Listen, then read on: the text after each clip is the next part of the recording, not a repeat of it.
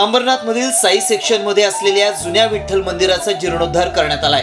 या नव्या मंदिरात येत्या गुरुवारी म्हणजे 26 डिसेंबरला विठ्ठल रुक्माईची प्राणप्रतिष्ठा केली जाणार आहे।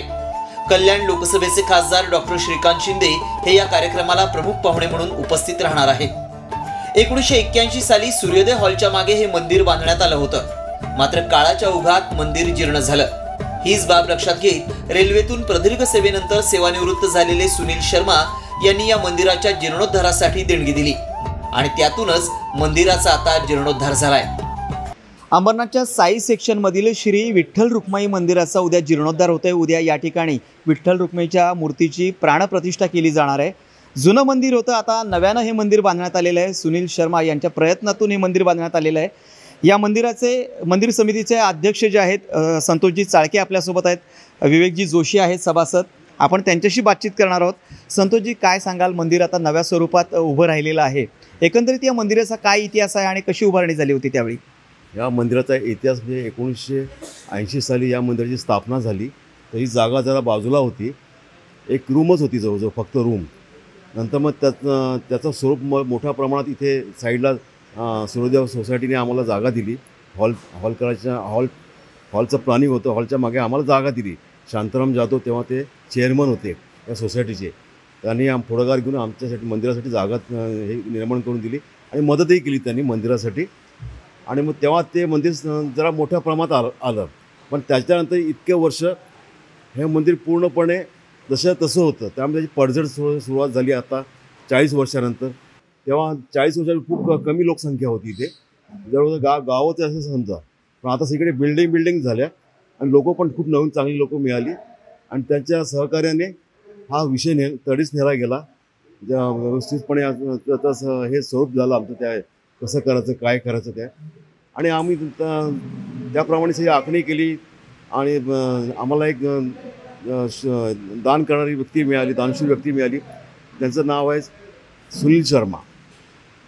त्या सुनील शर्मा या व्यक्तीने आमच्या मंदिराला भरघोस मदत केली आणि स्वतःच्या मेहनतीने या मंदिराचा पूर्णपणे विकास केला।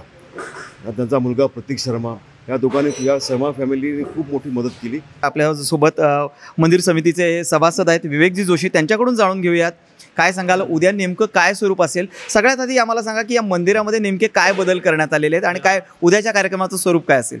उद्या ह्या मंदिरामध्ये सर्वात मोठा बदल झाला आहे, आम्ही मूर्तीचा बदल केलेला आहे।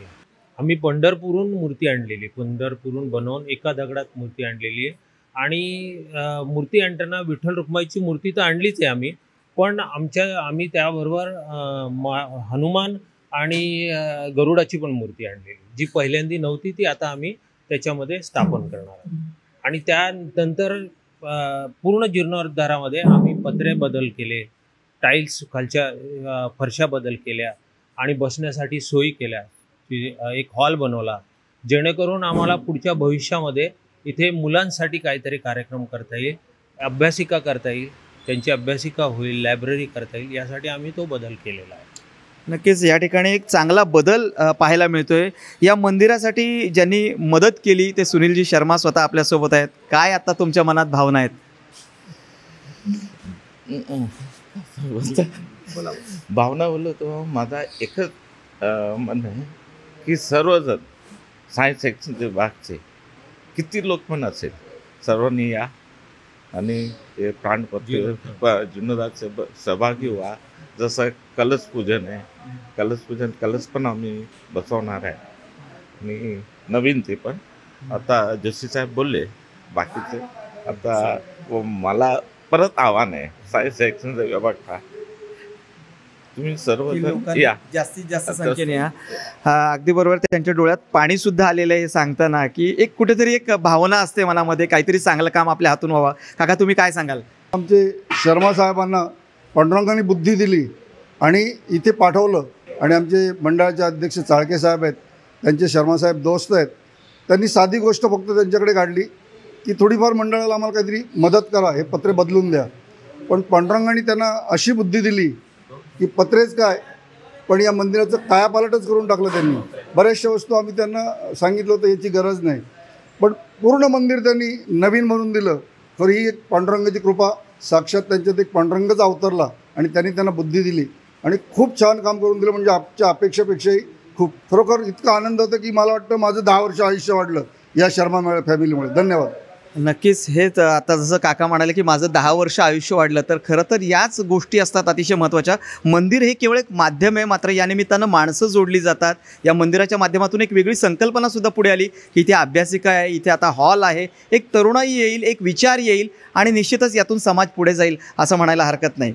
कॅमेरामन सिद्धेश हरवटेसह मयुरेश कडव, एकमत न्यूज, अंबरनाथ.